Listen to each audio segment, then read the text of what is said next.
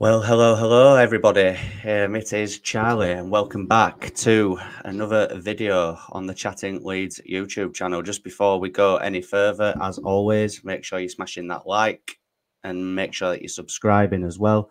Once again, I do appreciate everyone that has subscribed recently to help me get to 3K. I really do appreciate that, and we're obviously on the road to 4K now. So if you haven't subscribed already, please subscribe. That'd be great.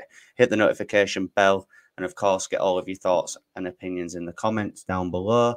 Unfortunately, we are not joined by the Longster for this one. He's bailed on us, but I've got an all right guy here, haven't I? Yeah, touch and go. But yeah, we're joined by Isaac, obviously, from the White Wall podcast. Which again, guys, make sure that you check out the White Wall as well. We will be live at 8 o'clock tonight at the time that this video is going up. So make sure that you come join us for that. I think we've got a Hull fan on who will be discussing the game from their point of view. But like I said, we're here to discuss the Hull game. Like I said, guys, with everything that's going on with regards to deadline day and everything, we are a day early on the preview, but normal service will resume from the post-international break onwards. But Isaac, talk to me. How are we? Mate? All right? I'm all right, mate. You okay? Yeah, I'm all right. It's just a bit crazy at the minute with all the transfers, all these names that are getting linked, people that I've never heard of, who I'm having to watch YouTube clip after YouTube clip on, and seeing all the ITKs from various clubs, countries speaking about these players. It's just mad, isn't it, at the minute? It's hard to keep up with it, isn't it? Mental, mate.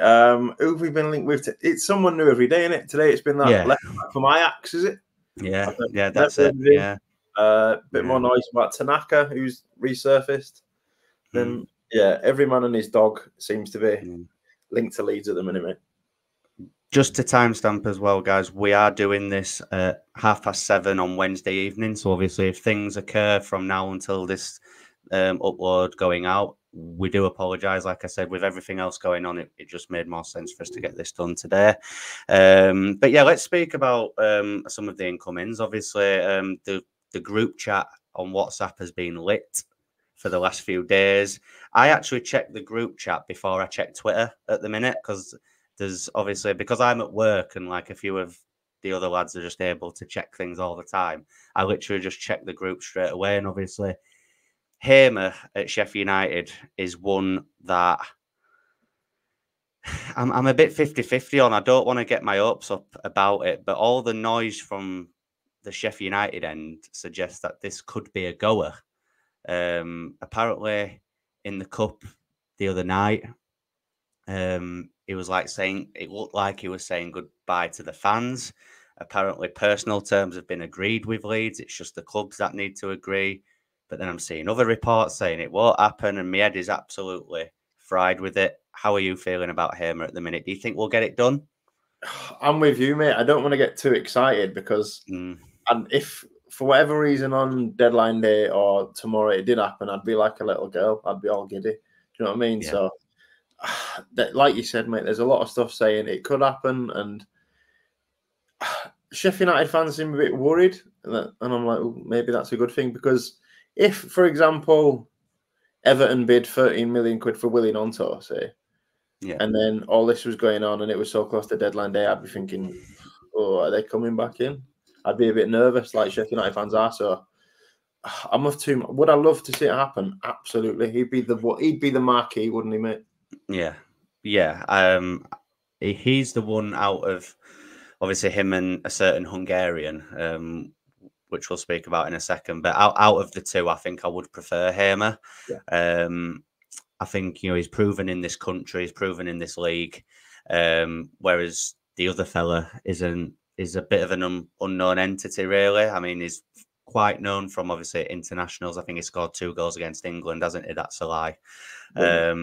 But Hamer, I think, would just be unbelievable in that 10 role. Would be an absolute cheat code with the players that he would have in and around him as well, the likes of Gnonto, James, Ramazani, Soloman, Joseph up top. I think it'd be an absolute frightening attacking line. But obviously, we've just briefly spoke about him there. There's Roland Salai as well from Freiburg. Again, this is one like Hamer where I'm not getting my hopes up about it because it feels too good to be true. The fee is literally barely anything. I think it's about 9 million euros, which is what, 7.5, 8 million quid. It's nothing for a player of that quality. But again, I think the price is too good, and you could see maybe a Premier League club or even a team, maybe at least in the Champions League or anyone like that could come in and get him because he is that good.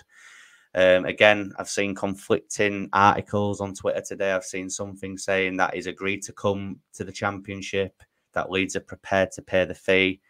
But then I saw something about an hour ago saying that he isn't coming and that it isn't likely now. So again, I'm assuming you would definitely take Salai, but like Hamer, can you see it happening, or are you a bit conflicted like me? Yeah, mate, like you again, mate. It's just I'd love to see it happen, but as usual with Leeds, we've left all our main business very late in the window again, so we haven't really got any bargaining time. If we want him, don't get me wrong, Hamer and Salai, I both think they would potentially like the move to Ellen Road. Yeah, but it's just if we can stump up the cash, I think it's ballparked, not confirmed obviously because we're not ITK or anything, but they think 18 million will get it done with Hamer, and they're saying about 9 million euros again for Salai. So if it was that easy, then I'd do it all day, mate. I think when you think about it as well, we've brought in 100. I think it's about 120, 130 million that we're able to spend. So 18 plus 9, what, 27 million quid? Like, that is nothing out of that pot. Drop in the ocean. I don't think we get both. I don't think we get both. If anything, I think we get one. A big part of me thinks we won't even get either of them. No, I'll be honest. Like I said, if I was to pick one, it'd be Hamer all day long.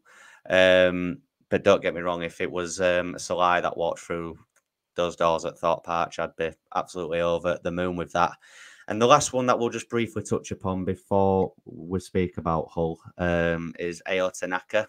Your old mate. This one, yeah, my old mate. I did speak about him last summer, which you all found in the WhatsApp group from last year. But yeah, as soon as I saw the name, in fairness, I did know who he was straight away. Yeah. I think this would be an unreal signing for the midfield. I think it'd really bolster the options that we would have in that area. And again, the fee is about 3, maybe 4 million at the most, which is absolutely nothing. Apparently, there's reports saying that he wasn't involved in their training session today as we are doing this. So again, have you done much research on him? If not, fine. But I mean, how are you feeling about Tanaka? I think this is the one at the minute that's gathering the most pace. Yeah, and that looks more likely. So again, how are you feeling about him coming in? I did the obligatory YouTube search, mate, and Chatting Leeds was the first one that came up, and I was like, "Wait, Charlie here." So I watched a video of him, mate. You said you fancied him then. So when was that? Last summer? Yeah, that was last summer. Yeah. From what I've seen of him, is it Fortuna Dusseldorf he plays for? Fortuna Dusseldorf. Yeah. What I've seen of him, he looks good as well. Do you know what I mean? He looks like I've seen him pinging shots from outside the box. I know we say that's illegal and wearing a Leeds shirt if you're playing midfield. Yeah, it is illegal. I'd take him 100%. And apparently, is a bit more of an attacking midfielder as well. Yeah. I think it'd add a bit more balance to the midfield because, Ampadu and Gruev did work against Sheff Wednesday. It did. And again, we'll be speaking about predicted 11 shortly. But I just think I think long term, there's no balance there at all. And don't get me wrong, I thought Leeds were unreal at Hillsborough. But at the same time, Sheff Wednesday were garbage. So I think any midfield would have done well in that game for me. But like I said, I think long term, it'd be good to have maybe a Rothwell and a Tanaka to kind of compete in that role for me. But anyway, obviously, that's enough about incomings. We're actually here to speak about a Leeds game. I keep forgetting that there's actually games happening with all these transfers. And I think it's the last one before the international break as well.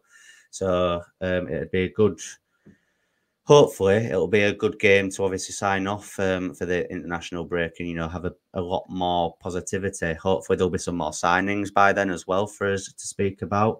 But yeah, let's just speak about our Yorkshire rivals then. On Saturday, Hull City. We did speak briefly off air about them, saying, you know, that they have drawn all 3 games so far. So, you know, they're yet to win, but they're yet to lose as well. So it's a bit of a weird one for them. I don't know how I'd be feeling if I was a Hull fan at the minute with that. I've got their team from their last game. Obviously, they drew 0-0 with Millwall on Saturday, for those of you that don't know. And I was saying to Isaac off air, there's maybe 4 players in that whole squad that I actually know who they are, which is quite a contrast from last season when they had Rosenior at the helm. They had Liam Delap up top. They had Carvalho on loan. Jacob Greaves at centre-back. You know, all those players are no longer there. They've changed manager. So, Isaac, how are you feeling about Hull at the minute? I mean, it has been a weird start for them, but should we underestimate them based on that? I think looking at Hull, they've had obviously a similar start to us. They've drew 3. Obviously, we beat Sheff Wednesday last week, but it could be very similar to us. They lost in the Cup to Sheff Wednesday, then they drew their first 2 games. If we didn't beat Sheff Wednesday, then it'd automatically be like identical. Do you know what I mean? But they've been had a hard time of outgoings in the transfer window as well. Like you said, mate, they lost Philogene, lost Carvalho, lost Delap. All right, they were loans, and they lost Jacob Greaves as well. So they've been cherry picked as well by the Premier League. So they've got a new manager as well, haven't they? You told me his name. Yeah, I'll get it up here because I didn't know what his name was. It's Tim Walter. Tim Walter. Tim Flowers. But yeah, look, it'll be interesting to see what the Hull fan on the podcast. I think his name's Ant. Is that right? Yeah. It'll be interesting to see what he has to say about like Hull's sort of summer and end of last season, because I was thinking this the other day. When they came to Ellen Road last season, again, obviously they had the likes of Greaves, they had Carvalho, they had these players. Yeah. But I thought, and I know Leeds ended up beating them 3-1 in the end, but I don't think that scoreline reflected that game at all. Not at all. In terms of a performance from an away team coming to Ellen Road, it was one of the best I saw last season. I thought they moved the ball around really well.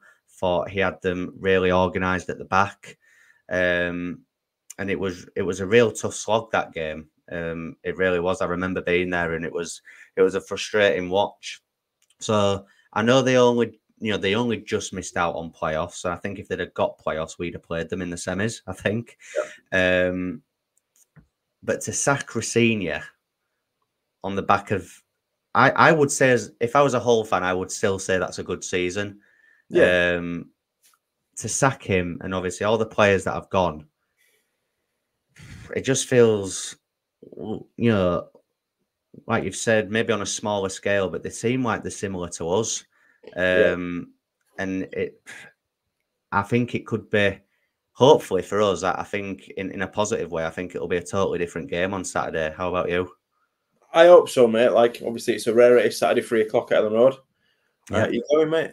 You going? I'm going, yeah. I'll be there, yeah. But like you said, that one last season, my thinking is with them sacking Rosenior, did they pour so heavily financially last season with the loan signings of like Carvalho, Delap, people like that, to try and break into that top 6? And then he had a job to do, and obviously he fell short. But I think there was a shock when he was sacked, but I also think there was a bit of grumbling from Hull fans around the back end of May when they didn't make the playoffs, saying with the squad he had at his disposal that he should have been in around the top 6. Yeah, and I think I think everyone would say that as outsiders looking in. You know, I think they had a good enough team to definitely break into the top 6, 100%. And, you know, I think a few weeks back on the podcast when we were speaking about Farker and if he was in trouble and all of that. And I know it's crazy to think that now, I know, but I was even thinking about getting Rosenior. That is a name that I if Leeds had have sacked Farker, or if he'd have gone at the end of last season, I would have gone for Liam Rosenior, but I think he's gone to Strasbourg, that team that Vieira was at. Is that right? Yeah. So, but again, you know, things could have been different. You know, if Farker had left, or if we'd have sacked Farker after the playoff final, we could have maybe gone in for him. I think that would have been an amazing appointment, really. So, yeah, like I say, it is a weird one. But obviously, let's speak about us. Obviously, a victory at Hillsborough last time out, 2-0. So changes everything. Yeah, exactly. And, you know, a second Yorkshire derby in a row, which I didn't even realise until earlier on. Obviously, you were at the game at Hillsborough on Friday night. I mean, how was the vibes? How was the atmosphere in I mean, post game, like after the game, on your way back, how was everyone feeling, do you think? I've nearly recovered, mate, so it's all going well. Just about recovered. Nearly there. Nah, but it was good, mate. As you can imagine, first win of the season, away at Sheff Wednesday, Friday night. I mean, we set off at 1:30 from where I live, so long bus journey with a few cans on the way. Everyone was in good spirits on the way there. Then on the way back, as you can imagine, mate, everyone was buzzing. HMS Pistol League was back on completely. Yeah. And I think it helped as well, the way that they announced Ramazani the day before. Or was it Wednesday they announced that? I think it was the night before. Thursday. Yeah. So, like you said, mate, we've touched on it on the White Wall, where a new signing, whether they're good or whether they're bad, before we see him play, it gives everyone a lift, doesn't it? Do you know what I mean? Yeah, 100%. And, you know, I think maybe the team kind of fed off that as well. Yeah. You know, a shiny new toy to look at. And, you know, obviously since then, we've got Soloman through the door as well. Obviously, both will be able to be part of the matchday squad on Saturday as well. Again, guys, at the time of uploading this, there's been no further news as to confirm signing. So at the minute, it's just those two that are new. But yeah, just have a check. But obviously, as Isaac's checking there, you know, I will just say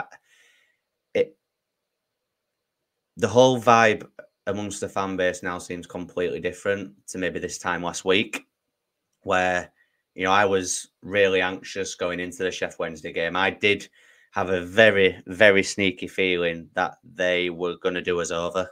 I really did. I just thought, you know, Hillsborough under the lights, their fans would be bang up for it. Yorkshire derby, I thought they maybe would have got the job done, but I think it was quite evident after about 10-15 minutes that Leeds were in the ascendancy. We completely dominated them in every aspect of that game.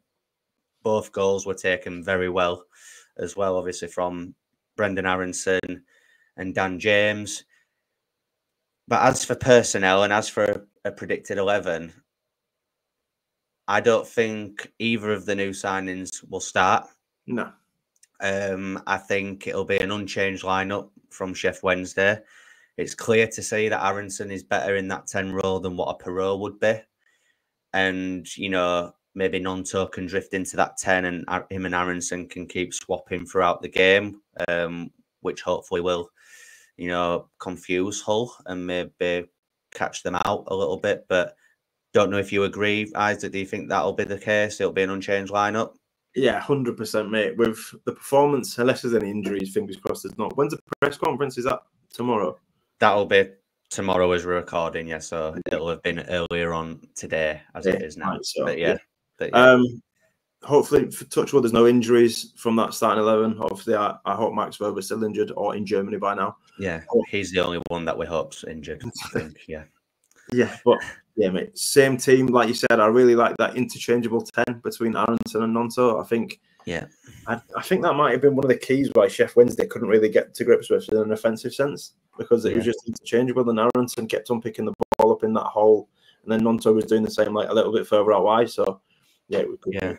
Same team. I agree. I think Aronson, as much as he can be frustrating at times, and his end product isn't always 100%, similar to Dan James, really. But I think Aronson is just a pure nuisance, and I think he showed that at Hillsborough as well. And, you know, the composure to finish off that chance like he did, you know, is really good, and you know, is our top scorer at the minute. Which who would have thought that at the start of the season? And also, obviously, that second goal as well, a lovely through ball from Joseph to set up Dan James for that second goal. But yeah, I as I've said, I think it'll be an unchanged lineup, and I would like to think that we attack this game with the same intensity that we did at Hillsborough. Again, not every attacking move is going to pull off, but it'll just be good to see us attack a team for the majority of a game. Obviously, there were spells at Hillsborough where it did die off a little bit, especially second half once the game was done, really. But I think Hull will pose a bit more of a threat than what Sheff Wednesday did. But I still think we will get the job done in this one, in my opinion. I'm going to go with a prediction of 3-1. Oh, same. I said it on the white wall the other night as well, and I'll probably say it on the podcast tonight as well. Yeah, 3-1 Leeds. I'm going to go with Joseph to get off the mark. I said my goal scorers the other night. I think Joseph, yeah, the big sexy pirate, Strike, and I'll go Nonto as well. So I'll go Nonto, Joseph, and Strauch in a 3-1 win. How about you? Same, mate. 3-1. I think it'll be 3-1. Scorers, I'll go. I always say Ampadu, so he never scores, but I'll go Ampadu again from a set piece or something. Joseph again to get off the mark. He's due one, and then we'll go Soloman off the bench later on. Soloman off the bench, yeah. I'd like that. Do you think we'll see both of the new signings at least from the bench? I think we will, mate. Yeah, I think even if it's 5-10 minutes, if we're winning at least anyway, or if Max Gradle-esque, we need to bring Ramazani on, like in the League One days to change a game. Yeah, I think we'll see him, mate. Yeah, I think, you know, even if it were, 10-15 at the end, it'd just be nice just to get a glimpse of them. I think long term they will get integrated into that starting 11 somehow. I know it means upsetting a few players, but again, it's a really good headache for Farke to have. You know, I think as a fan base we can be quite fickle. You know, you can't be annoyed that there's not enough players and then moan that there's too many. You know, it's just one of them things, isn't it? But yeah, obviously both of us going for a 3-1 win. Obviously, if you're watching in the comments, guys, make sure you share your score predictions, your goal scorers, how you're feeling going into this game on Saturday. Like Isaac said earlier, a 3 o'clock kickoff under the lights, under Ellen Road. Go on. I've got a quick question for you. Go on. Right, as we are now, are we got more depth than we did last year? Tricky one, that, isn't it? Yeah, it is a tricky one because I feel like in some areas, yes, but in some areas, no. Yeah. Again, you might be better asking me that on Sunday when we do the pod because obviously the window will have closed. I'd like to think, though, that, you know, if we get Tanaka in, which I do think we will, I think that one will be done.